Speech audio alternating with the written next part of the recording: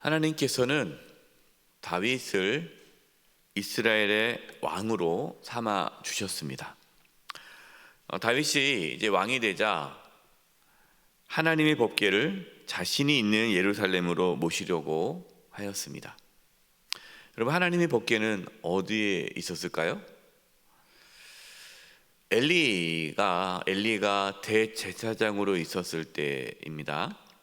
그때 이제 이스라엘과 블레셋이 전쟁을 했어요. 근데 전쟁에서 이제 지는 거예요. 그러다 보니까 이스라엘 장로들이 이렇게 생각한 겁니다. 우리가 하나님의 법궤를 가지고 나가자. 하나님의 법궤를 가지고 나가면 하나님이 우리와 함께 할 것이고 전쟁에 승리할 것이다 라는 생각으로 하나님의 법궤를 가지고 나갑니다. 그런데 어떻게 되었죠?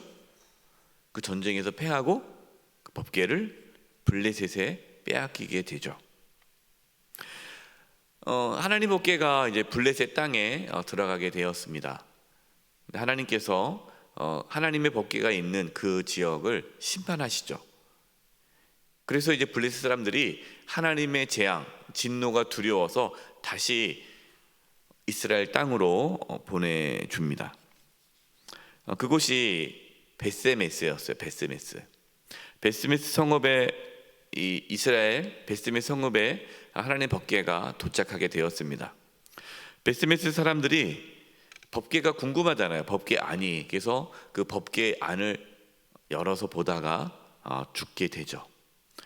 그래서 두려워서 이 법궤를 또 기럇 여하림에 보내게 됩니다. 기럇 여하림 사람들은 이제 그 법궤를 이제 갖고 있었는데, 오랫동안 그 기럇 여하림에 법궤가 있었습니다. 사울이 왕이 되었지만 사울 왕은 하나님의 법궤를 가져올 생각을 하지 않았어요. 그러나 다윗은 이스라엘의 왕이 되자 하나님의 법궤를 자신에게로 가져오려고 합니다. 자, 여기서 왜 다윗은 하나님의 법궤를 자신이 있는 예루살렘으로 가지고 오려고 했을까요? 오늘 본문에 나와 있지는 않습니다. 그러나 역대상 13장 3절과 4절에 다윗이 법궤를 가져온 이유가 나오죠. 제가 읽어드리겠습니다. 우리가 우리 하나님의 궤를 우리에게로 옮겨오자. 사울 때에는 우리가 궤 앞에서 묻지 아니하였느니라 하며 뭇 백성의 눈이 이 일을 좋게 여김으로 온 회중이 그대로 행하겠다 한지라. 그러니까 다윗은 어떠한 일을 하기 전에 하나님께 묻기 위해서 하나님의 법궤를 예루살렘으로 가져오자라고 제안한 것이죠. 그러니까 그동안 하나님의 법궤는 기럇 여하림에 약 20여 년 동안 있었습니다. 사울 왕은 하나님의 법궤를 찾지 않았어요. 그 뜻이 무엇입니까? 사울 왕은 하나님께 묻지 않았다라는 거죠. 사울 왕은요, 그냥 자신이 하고 싶은 대로 그렇게 한 거예요. 그래서 하나님께서 사무엘을 통해서 그렇게 말씀하지 않았습니까? 순종이 제사보다 낫다. 예. 자기 마음대로 막 그냥 하나님 위해서 내가 하겠다고 하나님을 위해서 하는 일이라고 막 그렇게 하지만 아니다. 하나님께서 원하시는 건 순종이다. 그냥 사울 왕은요, 그냥 자신이 원하는 대로 하나님을 섬긴 거예요. 여러분은 어떻습니까? 사울 왕처럼 하나님께 묻지 않고 자신이 원하는 대로 살아가고 계십니까? 아니면 다윗 왕처럼 하나님께 물으면서 하나님의 뜻대로 살아가기를 힘쓰십니까? 하나님의 법궤를 가져온다라는 것은요, 하나님 중심적으로 살아간다는 뜻이에요. 하나님의 법궤가 하나님의 임재를 상징하죠.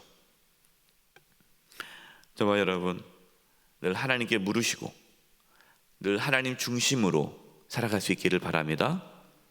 그것이 올바른 신앙의 모습이죠. 그런데 여기서 안타까운 일이 생깁니다. 아무리 뜻이 좋고 그 동기가 선하다 할지라도 하나님의 뜻대로 하지 않으면 안 된다라는 것을 오늘 말씀해 주시죠. 1절과 2절입니다.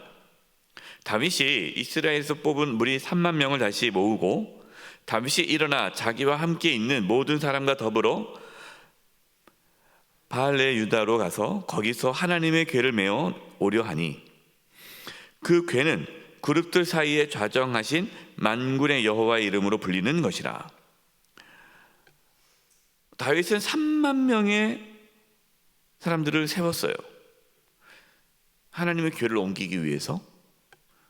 여러분, 하나님의 궤를 옮기는데 그 정도 인원은 필요 없잖아요. 그러나 다윗은 정성을 다한 거죠. 최선을 다해서 하나님의 궤를, 법궤를 옮기고 싶었던 거예요. 3절 보십시오. 그들이 하나님의 궤를 새 수레에 싣고 산에 있는 아비나답의 집에서 나오는데 아비나답의 아들 우사와 아효가 그 새 수레를 모니라. 하나님의 궤를 옮기기 위해서 가장 좋은 새 수레, 한 번도 못 끌어본 적이 없는 거예요. 그 법궤를 옮기기 위해서 수레를 만든 겁니다. 얼마나 좋은 수레를 만들었겠어요. 최고의 수레를 만들었어요. 그리고 하나님의 궤가 옮겨질 때에 다윗은 어떻게 했습니까? 4절과 5절입니다. 그들이 산에 있는 아비나답의 집에서 하나님의 궤를 신고 나올 때에 아효는 궤 앞에서 가고 다윗과 이스라엘 온 족속은 잣나무로 만든 여러 가지 악기와 수금과 비파와 소고와 양금과 제금으로 여호와 앞에서 연주하더라. 다윗과 온 이스라엘 족속은 하나님의 법궤 앞에서 여러 가지 악기를 가지고 찬양하는 거예요. 여러분 상상해 보세요. 3만 명의 사람들이 새 수레, 멋진 수레를 들고 앞에 수많은 사람들 하나님을 찬양하면서 나아가는 모습, 얼마나 멋있고 웅장하고 감격스럽습니까? 그러나 하나님 그것을 기뻐하셨습니까? 싫어하셨습니까? 싫어하셨어요. 낙원의 타작 마당에 이르러 이제 소들이 갑자기 뛰기 시작합니다. 막 날뛰니까, 그러면 소가 뛰니까 이 수레가 이게 쓰러질 수 있잖아요. 그러면 흔들리면은 또 법궤가 땅에 떨어지면 안 되잖아요. 그렇기 때문에 이 우사가 이제 수레를 이제 몰기 때문에 하나님의 궤가 떨어지지 않도록 궤를 붙잡았어요. 여러분, 잘한 일입니까? 잘하지 않은 일입니까? 잘한 일이잖아요. 우리가 보기에요. 그 떨어지면 안 되잖아요. 당연히 붙잡아야죠. 그런데 하나님께서 진노하셔서 우사를 그 자리에서 죽이셨어요. 충격적이죠. 다윗과 많은 사람들이 깜짝 놀랐습니다. 왜 하나님께서 죽이셨을까? 여러분, 왜 하나님께서는 그렇게 우사를 죽이셨을까요? 그 이유가 무엇입니까? 하나님의 법궤는 어떻게 옮겨야 돼요? 네, 제사장들이 어깨에 메고 옮겨야 돼요. 수레를 옮기면 안 돼요. 제사장들, 하나님께서 구별한 제사장들, 레위 자손들이 어깨에 메고 옮겨야 되는 거예요. 분명히 하나님께서 그렇게 말씀하셨어요. 그러나 그 하나님의 말씀에 순종하지 않고 자기들이 생각하기에 하나님 법궤는 이렇게 옮기면 좋겠다. 왜냐면 어깨에 메고 오면 시간이 많이 걸리잖아요. 다윗은 빨리 모시고 싶은 거죠. 네, 빨리. 그리고 어깨 메는 것보다 수레로 이렇게 하는 게 더 멋있어 보이지 않습니까? 그러니까 그냥 본인 생각하기에, 또 사람 생각하기에 어떤 게 더 좋을까 생각한 거지 하나님의 말씀은 무엇인가 생각 안 한 거예요. 여러분, 이 장면을 보고 다윗이 두려워합니다. 두려워해요. 그래서 하나님의 법궤를 가져오는 것을 중단합니다. 그래서 하나님의 이 법궤는요 오벳 에돔 집에 머물게 돼요. 오벳 에돔. 이게 잘못된 거죠. 다윗이 여기서 하나님께 물어봐야죠. 왜 하나님 왜 그러셨습니까? 제가 뭐 잘못한 거 있습니까? 그런데 그냥 피해버린 거예요. 여러분, 우리가 어떤 일을 할 때 하나님의 일을 하다가 뭐 잘못됐어요. 그럼 어떻게 해야 돼요? 하나님 앞에 물어봐야죠. 근데 일을 그만두면 안 됩니다. 어떤 분들은 그냥 일을 그만둬요. 무서워서 못하겠다고. 근데 그 오벳 에돔 집에 머물렀는데 오늘 말씀 보니까 오벳 에돔에서 하나님께서 복을 주셨잖아요. 복을 주신 거예요. 여러분, 우리가 하나님을 섬기는 거 정말 하나님께서 기뻐하고 복된 일이죠. 그런데 하나님을 위한 일이라 여기면서 최선을 다하고 정성을 다해도 하나님께서 기뻐하지 않을 수 있다라는 거예요. 여러분, 이게 참 무서운 말씀 아닙니까? 여러분, 우리가 하나님을 위해서 얼마나 많은 일을 해요. 동기도 선하지 않아요. 동기. 마음도 동기도 선해요. 다윗이 여기서 악한 마음은 없잖아요. 순종이 제사보다 낫다라는 말씀이 여기서 있는 거죠. 그렇기 때문에 여러분, 우리가 마음에 어떤 동기가 있다고 해도, 좋은 동기가 있고 내가 하나님을 위해서 일을 한다고 해도, 또 내가 하나님을 위해서 정말 열심히 일을 해도, 최선을 다해도 그것이 하나님께서 기뻐하지 않을 수 있다라는 거예요. 가장 불쌍한 사람은 뭡니까? 최선을 다했어요. 평생 내가 주님을 위해 살았어요. 뿌듯해. 너무 뿌듯한데 하나님 앞에 딱 갔을 때 하나님이 내가 너를 모른다. 그럴 수 있다는 거죠. 그렇기 때문에 우리가 원하는 방식이 아니라 하나님의 뜻대로 순종하는 것이 중요합니다. 여러분, 하나님께서는 우리의 정성을 보지 않으세요. 정성. 여러분, 다른 종교를 보십시오. 다른 우상들, 모든 신들은 없지만, 그러나 모든 사람들이 생각하기에 자기가 믿는 신, 자기가 섬기는 신, 그 신이 자기의 무엇을 본다고 생각합니까? 정성을 본다고 생각하잖아요. 정성. 그래서 우리 조상분들도 비나이다 천지신명기 비나이다 뭐 하는 거예요? 정성을 들이잖아요. 백일 기도, 천일 기도, 무슨 기도, 정성을 들여서 자기가 믿는 신에게 구한단 말이에요. 그러면은 신이 그 정성을 보고 뭐예요? 감동을 받아서 복을 내려주죠. 여러분, 이것은 이방 종교예요. 우상 숭배입니다. 하나님 그러지 않아요. 하나님 우리의 정성을 보는 것이 아니라 무엇을 보십니까? 믿음을 보십니다. 믿음. 여러분, 하나님 우리의 믿음을 보십니다. 믿음이 무엇입니까? 순종이에요. 순종. 그래서 하나님께서는 순종이 제사보다 낫다라는 거예요. 제사는 뭡니까?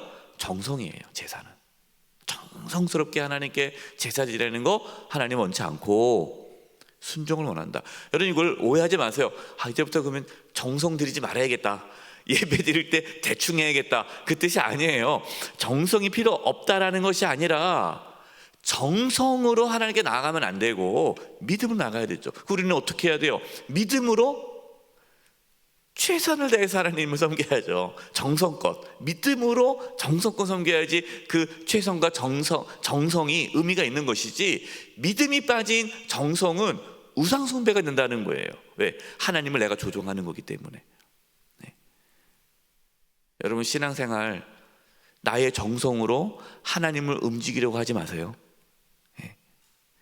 믿음으로. 우리는 하나님을 움직이는 사람들이 아니라 하나님께 움직임을 받아야 되는 사람이에요.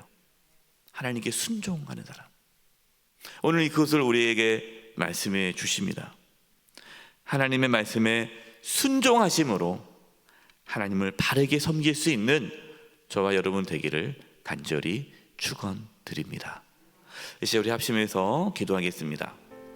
하나님, 우리가 하나님을 자꾸만 감동을 줘서 하나님을 우리가 조종하려고 하는데 그렇지 않게 해주시고, 우리가 하나님의 말씀에 순종하게 도와주시고, 하나님 말씀에 순종함으로 정말 하나님께서 기뻐하는 그러한 삶을 살게 해 주시옵소서. 순종이 제사보다 낫다라고 말씀하셨는데 우리가 하나님 말씀에 순종하며 살아가게 도와주시고, 내가 원하는 대로, 내가 하고 싶은 대로 하나님을 섬기는 것이 아니라 하나님의 뜻을 구하며 하나님께서 기뻐하는 방향으로 순종하며 나아갈 수 있게 해 주시옵소서.